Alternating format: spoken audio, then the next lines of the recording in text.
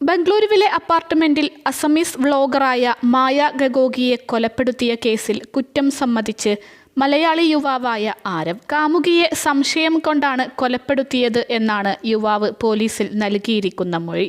യുവതിയെ സംശയം തോന്നിയത് ചോദ്യം ചെയ്തപ്പോൾ തർക്കമുണ്ടാകുകയും തുടർന്ന് കൊലപ്പെടുത്തുകയുമായിരുന്നു. ഇന്ദിരാനഗറിലെ അപ്പാർട്ട്മെന്റിൽ മുറിയെടുത്ത ശേഷം മായയുമായി തർക്കമുണ്ടായെന്നും കൊലപാതകത്തിനു ശേഷം ആത്മഹത്യക്ക് ശ്രമിച്ചെന്നും ആരവ് മൊഴി നൽകിയിട്ടുണ്ട്. അടുത്തിടെ ഒരു ഡേറ്റിംഗ് ആപ്പിലൂടെയാണ് മായയുമായി സൗഹൃദത്തിലാകുന്നത്.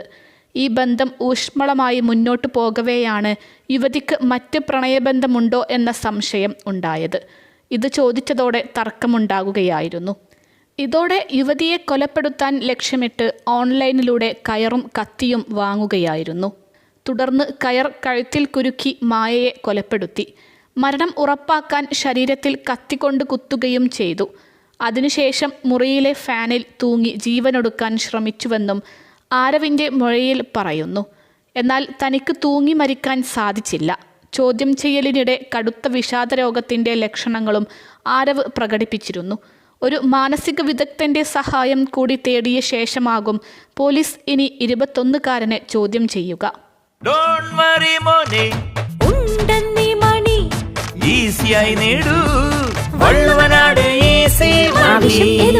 പണം ഞങ്ങൾ തരും.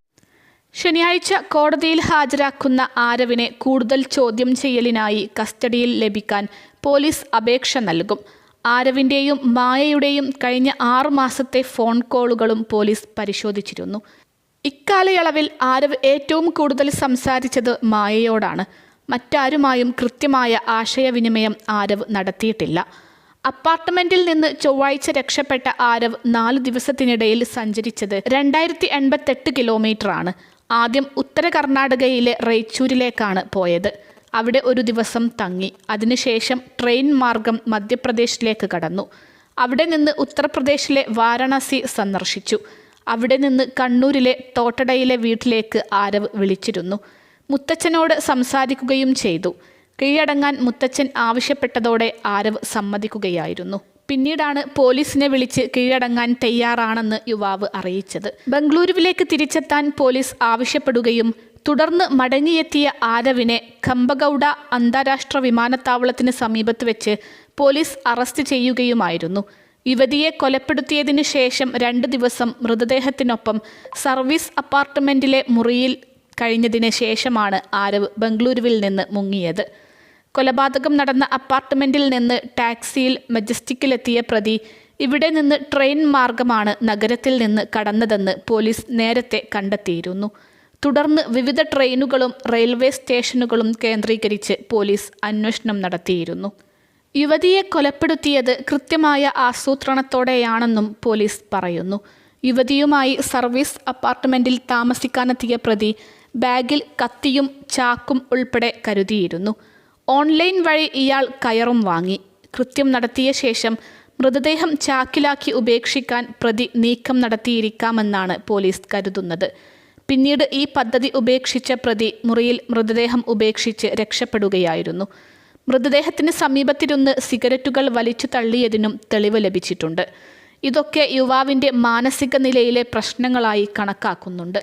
നവംബർ 26-നാണ് ബംഗളൂരു ഇന്ദിരാനഗർ 2nd സ്റ്റേജിലെ റോയൽ ലിവിംഗ് സർവീസ് അപ്പാർട്ട്മെന്റിൽ മായയെ കൊല്ലപ്പെട്ട നിലയിൽ കണ്ടെത്തിയത്.